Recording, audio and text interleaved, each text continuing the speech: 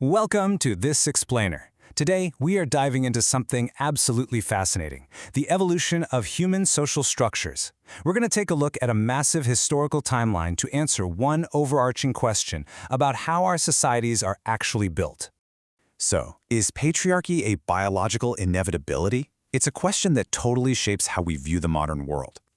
It's really easy to just assume that male dominance is this intrinsic, hardwired biological necessity, that it's literally always been this way. But when we actually look closely at the archaeological record, the data reveals a completely different and frankly surprising story.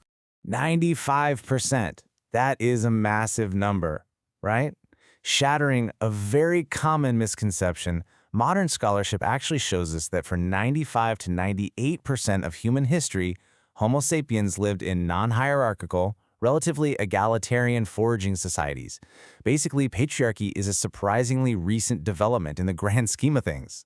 So here's how we're going to map this all out today. First, we'll look at life before patriarchy, then the agricultural catalyst, third, codifying control in law, and finally, rewriting the gods. All right, let's jump right into part one, life before patriarchy, also known as the Paleolithic era. For hundreds of thousands of years, society was pretty much devoid of centralized authority. And what's really incredible about this era is the immense economic leverage early women held. Despite that popular man the hunter myth we've all heard, in most zones, gathered plant materials and small game, which was predominantly women's work, accounted for up to 80% of the daily diet. Women were the primary producers, and that created a system of absolute economic interdependence. Beyond just the economics, there was the social structure itself. In many foraging bands, residence was what anthropologists call matrilocal. This just means nomadic couples often lived near the woman's extended family. Think of it like a built-in, robust social safety net. These strong female support networks naturally deterred domestic coercion, simply because you couldn't easily isolate a woman who was constantly surrounded by her own kin. And we see this equality actually play out in practice. It's like a giant puzzle, and archaeological sites like the proto-urban settlement of Çatalhöyük give us the pieces. Researchers found that men and women ate identical diets, performed similar physical labor, and were even buried in the exact same manner. There was virtually zero gendered social stratification. Moving right along to section 2, the agricultural catalyst or the Neolithic Revolution. Now, this is where things take a huge turn. Around 10,000 BCE, the transition to agriculture acted as the structural catalyst that completely disrupted that egalitarian baseline we just talked about.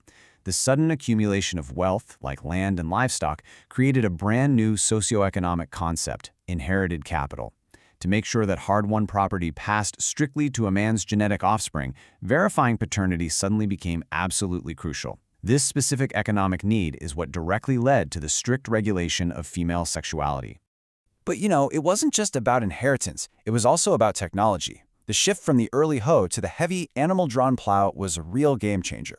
While hoe agriculture relied heavily on women's labor right near the home, the heavy plow required intense upper-body strength and continuous field clearance. Almost overnight, this technological upgrade moved primary economic production squarely out of the home and into male hands. Furthermore, settled agriculture brought a much darker consequence. Villages packed with stored grain and livestock became highly attractive targets for raids. This necessitated warfare and the establishment of militarized, male-dominated elites, and tragically, women captured in these conflicts became the very first enslaved people, which reinforced the horrifying new concept that human bodies could literally be owned as property. So if we step back for a second to look at the timeline, we see humanity transition from equal foragers for hundreds of thousands of years to settled farmers navigating brand new concepts of wealth, and finally, right around 3000 BCE, to rigid bureaucratic states where these new power dynamics were permanently cemented. Which brings us to section 3, codifying control in law, from about 3000 to 1000 BCE. With the rise of the first state bureaucracies in places like Mesopotamia, this newfound informal male bias was officially locked into law. King Hammurabi's legal code in Babylon from around 1750 BCE serves as a fascinating historical detective clue for us today. It pinpoints the exact moment women were legally converted from equal economic contributors into the dependents of their fathers or husbands. The double standard here was pretty staggering. Adultery committed by a wife was punishable by death by drowning, while a husband faced no such sanction at all. Marriage was quite literally structured as a financial business contract. Astonishingly, a male head of household experiencing financial hardship could even legally pledge his wife or daughters into indentured debt servitude. Basically, women had become financial assets. Fast forward a few centuries to the Middle Assyrian laws around 1075 BCE, and social classing becomes even more rigid. These laws literally separated respectable, controlled married women from unprotected women, like enslaved individuals, by legally mandating the veil for the former and completely banning it for the latter under threat of severe penalty. The state was now actively monitoring and classifying female bodies. Okay, our final section, Part 4, Rewriting the Gods. This is all about the religious and ideological transformation. You see, as political and economic institutions drastically shifted, society required a new story to justify it all. Early agricultural religions featured prominent female creation goddesses linked to the earth and fertility. But over time, they were suddenly being defeated in mythologies by supreme male warrior or storm gods. A perfect example is the Babylonian Enuma Elish, where the supreme male god Marduk is literally written into the mythology to slay the female primordial force Tiamat. And this shift echoed from classical creation stories all the way into early science. Creation was increasingly attributed solely to divine male intellect, framing female life as secondary.